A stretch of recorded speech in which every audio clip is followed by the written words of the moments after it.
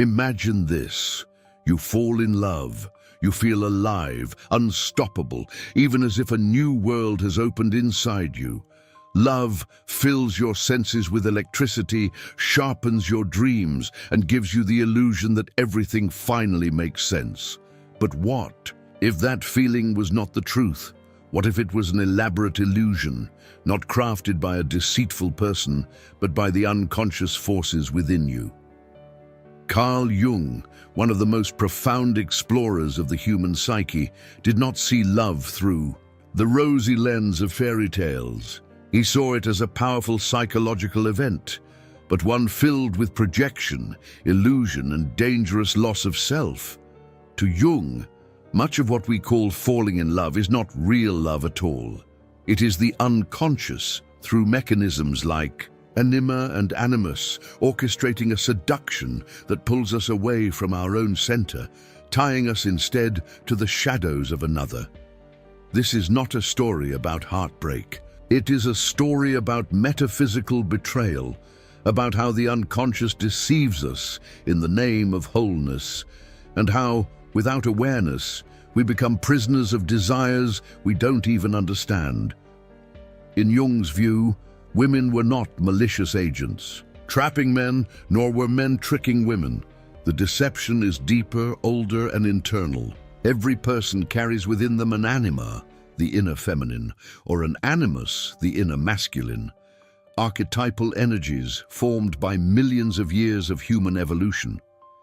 These unconscious forces project onto others, making us see in them what we secretly yearn to find in ourselves, that overwhelming feeling when you fall in love, that sense that you have finally found your missing piece. To Jung, it is largely a projection of your own unconscious ideals onto another human being, a living mirror reflecting back your forgotten dreams, your hidden fears, your abandoned hopes.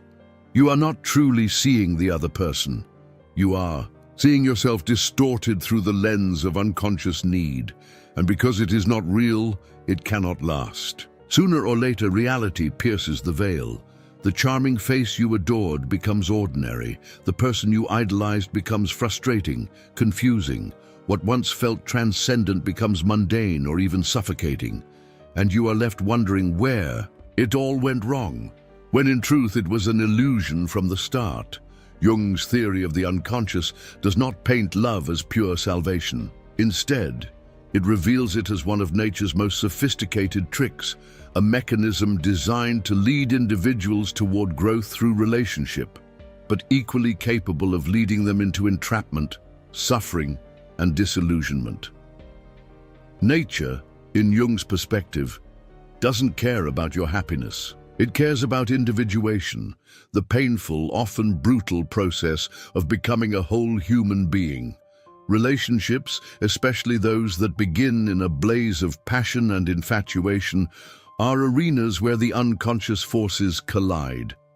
And most tragically, the more deeply you fall without awareness, the further you stray from your true self. The more you romanticize the other person, the more you abandon your own soul.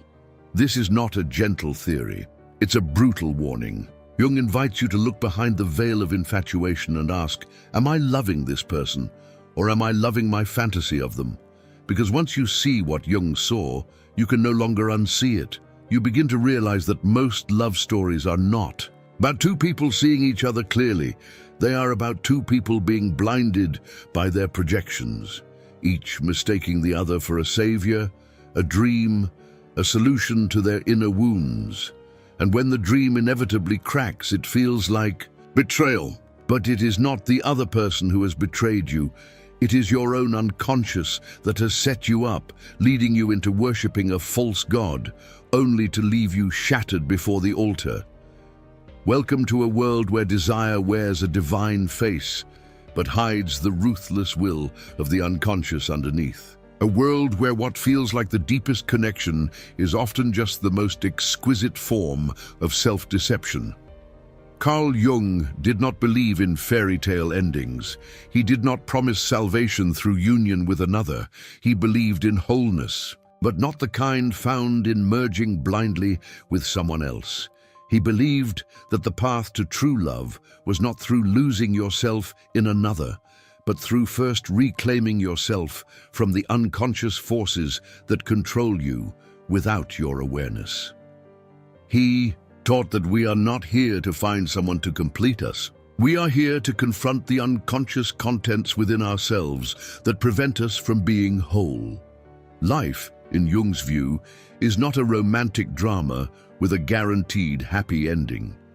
It is a battlefield between consciousness and unconsciousness, between freedom and the blind forces of instinct, emotion, and ancestral patterns. Every individual is born into this struggle, and nowhere is the tension more seductive and more dangerous than in love. To fall in love without awareness is to become a slave to forces you cannot see. The stronger the passion, the stronger the grip of the unconscious. It feels transcendent, poetic, sacred, but that is the disguise. Underneath the poetry is the primal drive of the unconscious seeking to complete itself. Not for your happiness, but for its own evolutionary aims. Nature does not care if you are happy.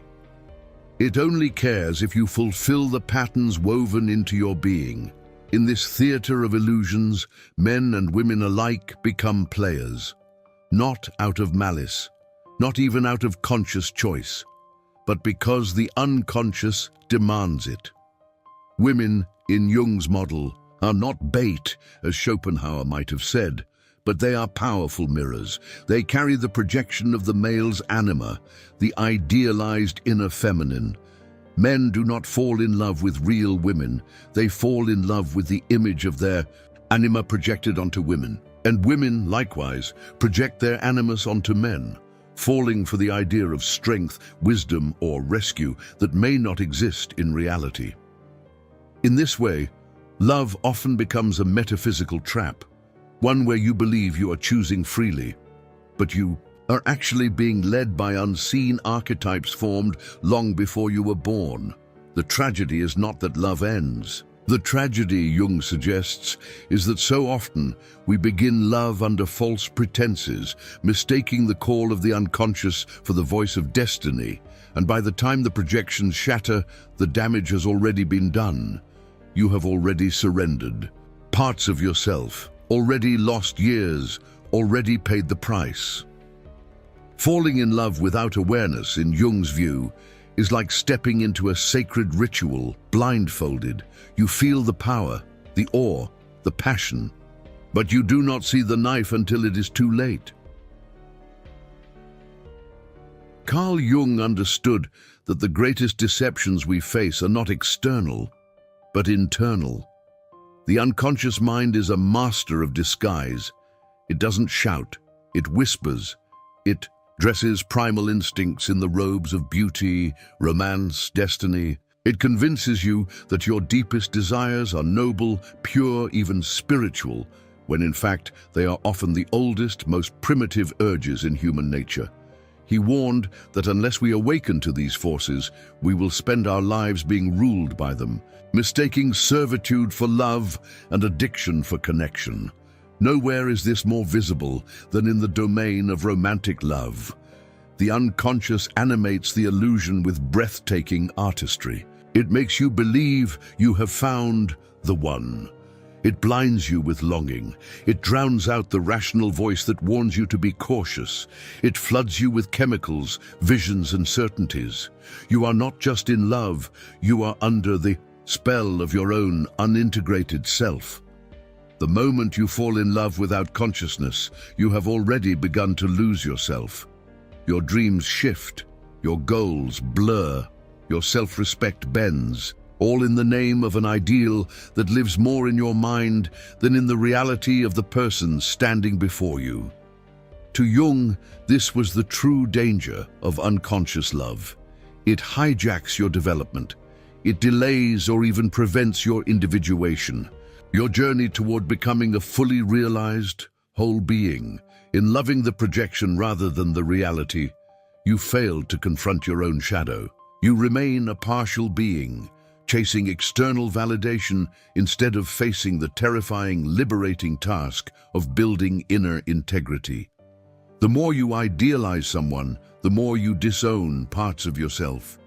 You hand them the keys to your joy, your pain, your sense of worth, and in doing so, you place your soul in their hands without them ever asking for it. Jung saw the intense suffering that results when the projection eventually collapses. He called it psychic death, when the beloved inevitably reveals their humanity, their imperfections, their limits, the illusion shatters. And because you had invested your own sense of purpose into that illusion, you feel as though you yourself have died. But in truth, what dies is not the self.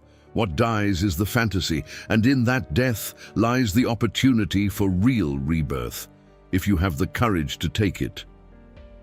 Jung taught that every relationship, every true encounter with another person is a confrontation with the unconscious. Either you wake up and see the other as they truly are, or you remain asleep, lost in the dream of your own projections.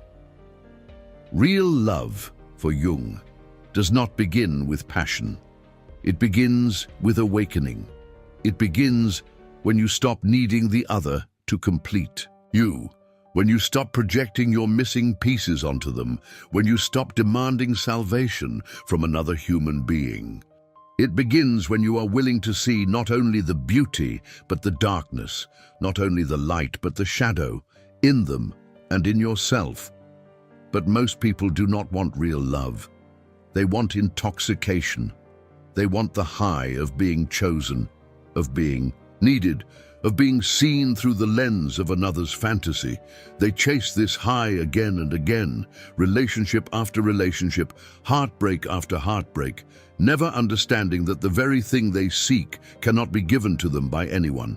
Else, in the absence of awareness, love becomes another drug, another illusion, another cycle of elation and despair, and nature, or more precisely, the unconscious forces within nature, encourages this cycle, because it serves evolution. It serves the continuation of life. It keeps men and women locked in the eternal dance of attraction, reproduction, suffering, and growth. The unconscious does not care about your happiness. It cares about your participation in life's endless unfolding.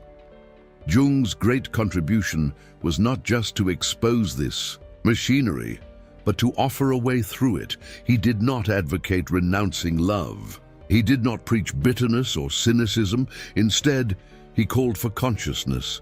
He urged men and women alike to wake up inside their own lives, to stop living through the projections cast by their unconscious, to take back their dreams, their pain, their longing, and to use them as fuel for individuation, not for addiction. To love consciously, Jung taught, is to love without illusion. It is to recognize the anima and animus projections when they arise, and to withdraw them gently. It is to resist the urge to worship the beloved as a god or goddess, and instead to see them and oneself as flawed, complex, beautiful beings. It is to accept that no one can save you. It is to accept that no one can complete you. It is to accept that true union is not merging. It is standing side by side as two sovereign souls, walking the path of life together, but never losing oneself along the way. The unconscious seeks fusion. Consciousness seeks union without fusion, and that difference is everything. If you live through your unconscious projections, you will never truly love. You will only fall again and again into the same trap, calling it fate, calling it destiny, calling it love.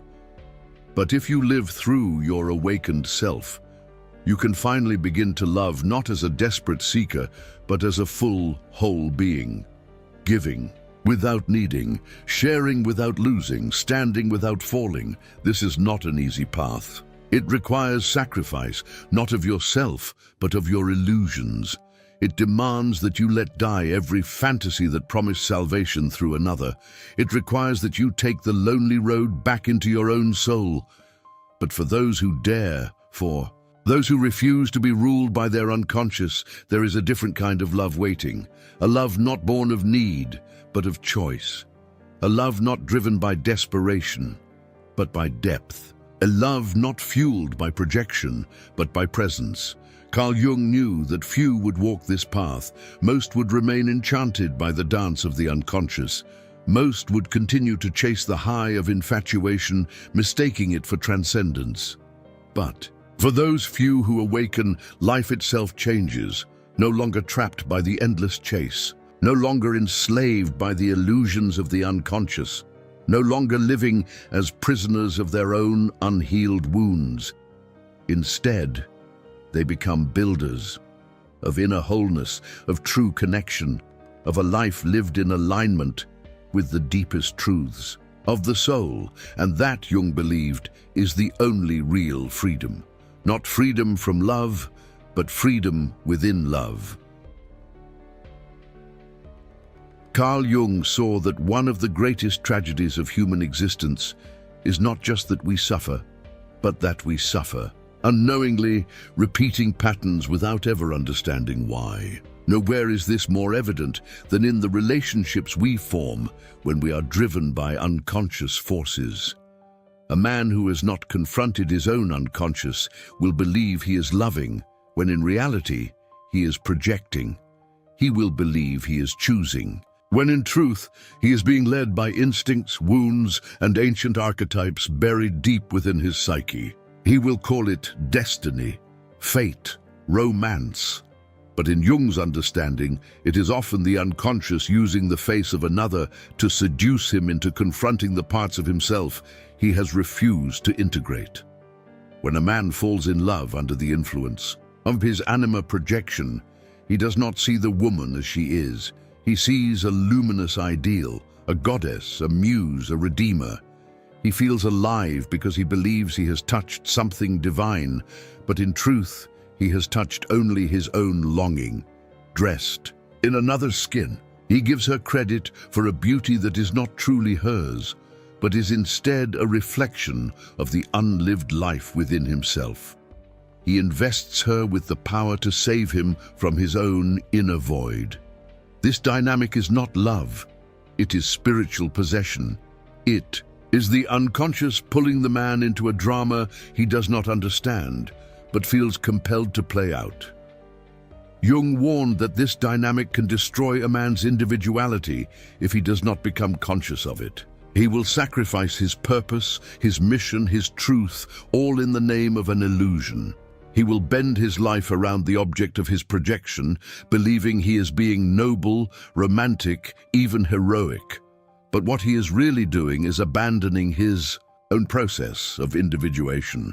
He is no longer moving toward his own center. He is orbiting around another person, using her as a substitute for his own wholeness. In doing so, he gives away the very thing that love is supposed to enhance, his sovereignty.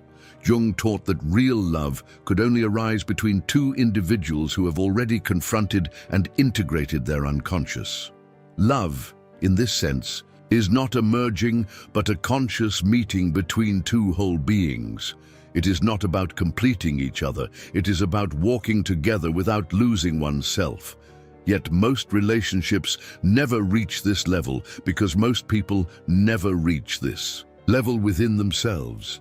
They remain caught in projection, trapped in the illusions, spun by the unconscious. They confuse need with love, dependency with devotion, fusion with connection. Jung's vision was not cynical, it was sobering. He did not tell us to renounce love, but to enter it with open eyes. He showed us that love could be one of the most powerful catalysts for growth if we are willing to see the other person as they truly are, and to see ourselves reflected in the mirror they hold up to us. But this demands immense courage. It requires that we face the disillusionment that comes when the projection fades. It asks us to stay, not for the fantasy, but for the reality. It asks us to love, not the idealized image we once clung to, but the imperfect human being before us, and to allow ourselves to be seen in the same way. Without this courage, love becomes a cycle of addiction and withdrawal. We fall in love, we project, we are disillusioned, we blame, and we move on, repeating the same story with different faces. We chase the high of the initial infatuation, the rush of feeling alive, only to crash again and again into the reality that no one can sustain the burden of being our savior. This is not because people are cruel or unworthy. It is because no one outside of ourselves can complete the work that only we can do within. The unconscious is merciless in its insistence on this truth. If you refuse to grow, it will arrange your suffering until you have no choice but to confront yourself. Relationships will fail, passions will fade, dreams will crumble. And in the rubble, if you are willing, you will find the raw materials of a real life. A life built not on illusion, but on conscious choice. A life in which love is no longer a drug, but a sacred responsibility. Jung understood that individuation is a solitary path, but it is not meant to lead to isolation. It is meant to prepare you for real connection. Only when you have claimed your own soul can you offer it freely to another. Only when you have embraced your own darkness can you accept it in someone else. Only when you have stopped needing to be saved can you truly love without conditions. He warned that if you fail to do this work, you will spend your life enslaved to the Anima or Animus projection, chasing phantoms, haunted by unfulfilled longings, blaming others for the emptiness that is, in truth, your own refusal to confront yourself. You will think you are being betrayed by lovers, but you are being betrayed by your own unconscious. You will think you are unlucky in love, but you are simply asleep in the face of your own patterns. The road to liberation, Jung taught, begins with reclaiming the projections. When you feel that overwhelming pull towards someone, pause. Ask yourself, what part of me have I abandoned that I'm now trying to find in them? What aspect of myself am I asking them to carry for me? Am I seeing them, or am I seeing my own unlived life reflected in their eyes? This is the work of awakening. It is painful, but it is also beautiful, because every projection reclaimed is a piece of your soul returned. Every illusion dismantled is a step closer to your true self. Every disappointment survived is a layer of fantasy peeled away, leaving something stronger, wiser, more real beneath. To love consciously is to engage in a sacred alchemy. It is to allow the fires of relationship to burn away your illusions, to transform your base desires into golden insight.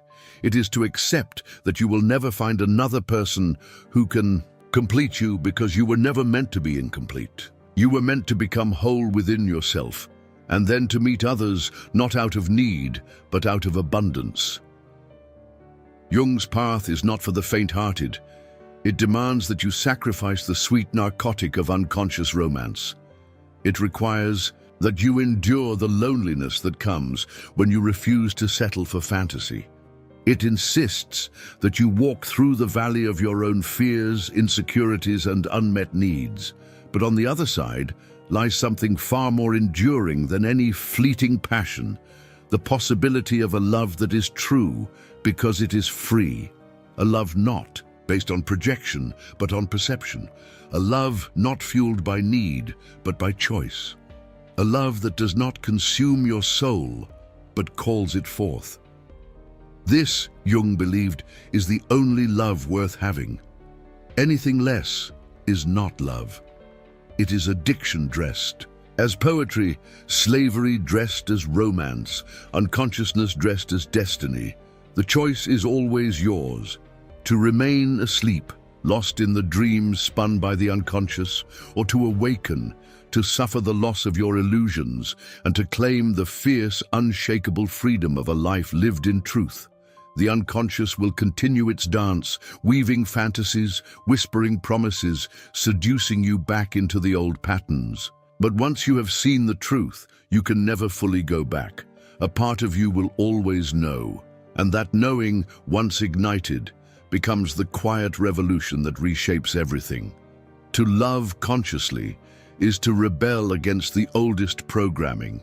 In your being, it is to stand at the threshold of your own heart and say, I will not be ruled by illusion. I will not trade my soul for a fantasy. I will not abandon myself in the name of love. Instead, I will love with open eyes. I will love without losing myself. I will love not because I need you to save me, but because I have already saved myself. And in that love, finally, I will be free. Carl Jung knew that true freedom does not come from escaping love, but from awakening within it. He did not advocate running from relationships or rejecting emotional connection. He urged us to move beyond the illusions that most people mistake for love. He saw that unless we confront the unconscious forces that drive our attraction, we are destined to live lives ruled by projections, constantly disappointed when the fantasy fades and reality inevitably emerges. In Jung's view, every time we fall into unconscious love, we are given an opportunity. Not an opportunity to find salvation in another, but to face ourselves more honestly than before. He taught that real love is not the ecstatic fusion so often romanticized, but a deep recognition of the other as they truly are. It demands humility. The humility to see that no one can fulfill all the unspoken needs we carry. It demands courage, the courage to stand in the presence of another human being without masks, without demands, without illusions. And most of all, it demands responsibility. The responsibility to carry our own wounds, our own shadow, and not expect someone else to heal or fix what we have not yet faced ourselves. The man who awakens to this understanding stops chasing emotional highs. He stops losing himself in every glance, every whisper of promise. He no longer surrenders his soul for temporary comfort. He knows that the fire of initial passion, while beautiful, is not enough to sustain real union. Real union is built slowly, in the daylight of mutual respect, shared values, and emotional clarity. It is not constructed on the shaky foundation of unconscious projection, but on the solid ground of self-knowledge. In this way, love becomes not a trap, but a path that challenges you to grow, to evolve, to confront the parts of yourself you would rather keep hidden. Through relationship, you are forced to wrestle with your own limitations, your own fears, your own capacity for betrayal and forgiveness. If you remain conscious, love becomes a crucible, a place where the false self is burned away and something more authentic is born. But this transformation can only happen if you refuse to be seduced by the fantasy, if you resist the temptation to see the other as your rescuer, if you stand firm in the knowledge that no one can complete what was never missing in the first place. Jung's vision was clear. Your partner is not your destiny. Your partner is your mirror. They reflect your unhealed wounds, your unmet needs, your deepest longings. And if you have the courage, they offer you a chance to integrate those lost parts of yourself. The danger is not in loving. The danger is in loving blindly. The tragedy is not in falling. The tragedy is in refusing to see. When you awaken inside love, you no longer fall into relationships hoping to be completed. You walk into them offering your completeness. You no longer demand salvation from the other. You recognize that the only true salvation is self-realization. You no longer measure love by how it makes you feel in the moment, but by how it calls you to become more fully yourself. Carl Jung showed us that the greatest love story is not the one we live with another. It is the one we live within ourselves. The reconciliation between the conscious mind and the unconscious forces that seek to rule it. Every relationship is merely a chapter in that larger story. Some chapters are beautiful, some are brutal, All are necessary if we choose to learn. In the end, love is not about finding the right person. It is about becoming the right person. Whole, awake, free, and once you become that person, love ceases to be a desperate search. It becomes a natural expression of your wholeness. It no longer enslaves. It empowers. It no longer demands. It gives. It no longer destroys. It builds. This is the gift Jung offers to those willing to listen. The possibility of a love not based on illusion, but on truth. A love that does not consume, but completes the journey you began long before you ever knew what love was. And so the final question is not, who will love me? It is, have I loved myself enough to recognize real love when it comes? The answer to that question will shape everything. If this message resonated with you, if at any point you recognized yourself between the lines, then consider subscribing to the channel. Not for numbers, not for vanity, but because every subscription strengthens a community of individuals committed to waking up, breaking free from illusions, and building lives rooted in truth, not fantasy. Your journey deserves companions who walk the same path. Join us and continue choosing yourself every day.